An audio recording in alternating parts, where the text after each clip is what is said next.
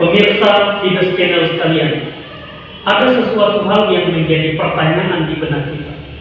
Ketika kita membuka pemberitaan yang begitu banyak muncul terkait survei yang menempatkan Anies Baswedan sebagai capres yang paling banyak dipilih oleh kaum muda. Ini tentu menjadi pertanyaan kepada kita semua, mengingat saat ini pemerintahan Anies Baswedan masih menghadapi banyak masalah, mulai dari masalah banjir yang tidak kunjung selesai penanganannya. Bahkan terkesan Anies belum menemukan cara yang tepat untuk menyelesaikan ataupun mengambil langkah-langkah yang tepat di dalam menangani banjir di Jakarta.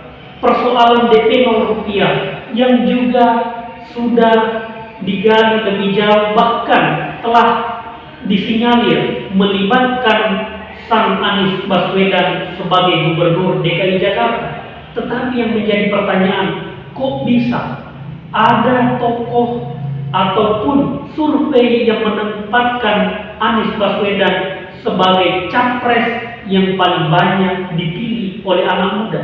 Sekali lagi ini menjadi anomali apabila ini betul-betul fakta yang coba ditangkap oleh survei, karena survei tentu menangkap fakta-fakta atau data-data di lapangan, tetapi kita masih perlu menguji lewat data-data survei pembanding, mengingat nama Anies Baswedan menjadi permasalahan, mengingat banyak orang mengingat Anies Baswedan sebagai public figure yang pasti ketika diingat adalah peristiwa yang memecah belah bangsa, yang menempatkan antara kalangan penganut agama mayoritas dan non-mayoritas. Ini menjadi masalah, dan Anies Baswedan belum mampu menenun dan merajuk kembali persoalan atau luka lama di DKI Jakarta. Kalau Anies Baswedan dipilih atau menjadi pilihan kalangan muda, tentu kita bisa melihat di mana ceruknya atau pemilih milenial atau pemuda mana yang tercover di dalam data atau hasil survei itu. Sekali lagi kita masih perlu membandingkan hasil survei yang sejenis, mengingat ada banyak nama-nama yang berseliweran selain Anies Baswedan, dan tentu kita tahu bahwa Anies Baswedan masih perlu diuji kelayakannya oleh publik, apakah layak untuk melanjutkan ke RI 1. DKI 1 saja hari ini masih banyak permasalahan yang perlu ditanggulangi oleh Anies Baswedan.